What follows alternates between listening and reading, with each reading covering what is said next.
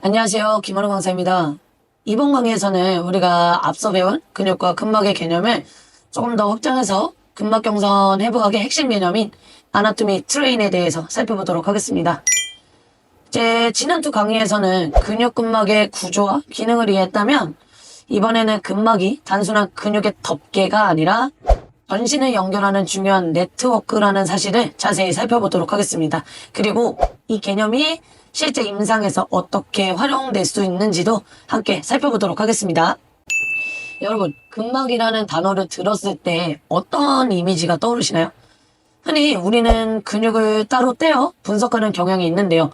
사실 근육은 근막과 함께 작용하는 하나의 유기적인 시스템이에요.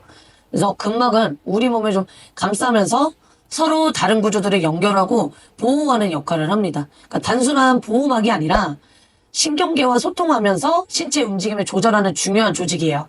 또한 근막은 콜라겐 섬유망과 탄력 섬유로 구성되어 있어서 장력 분포와 유연성을 조절하는 역할을 하는데요. 근막의 정탕성과 수분 함량은 움직임과 장력 분배에 중요한 영향을 미치고요. 적절한 수분 유지가 가동성을 증가시키고 제한을 줄이는 역할을 합니다. 예를 들어서 우리 몸이 특정한 부위에서 긴장을 느낄 때 이는 이제 단순히 해당 근육의 문제가 아니라 근막 네트워크를 통해서 전신적인 영향을 미칠 수 있죠. 그래서 아나토미 트레인은 근막이 인체 전체에 어떻게 연결되어 있는지를 이해하는 방법을 제시하는 책이라고 보시면 됩니다.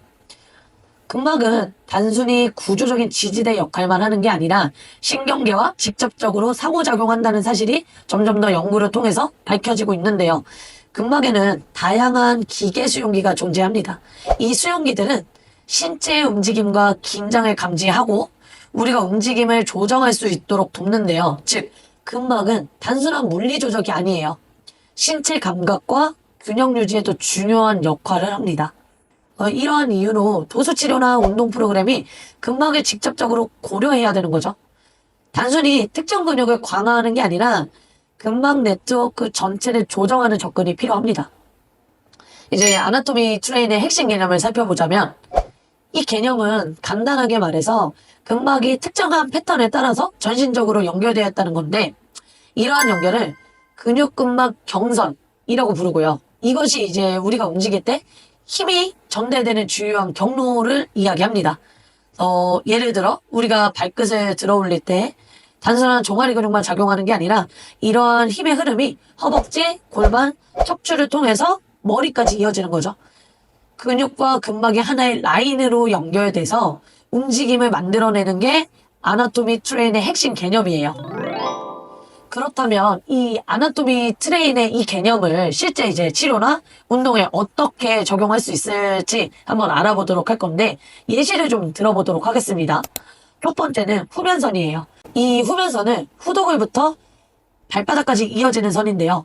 허리 통증이나 햄스트링의 긴장과도 연관이 있습니다. 그래서 우리가 허리 통증이 있을 때 단순히 허리 근육만 마사지하는 게 아니라 이 후면선에 따라서 연결된 종아리와 발바닥까지 이완시키면 조금 더 효과적인 통증 완화 방법이 될 수 있고요.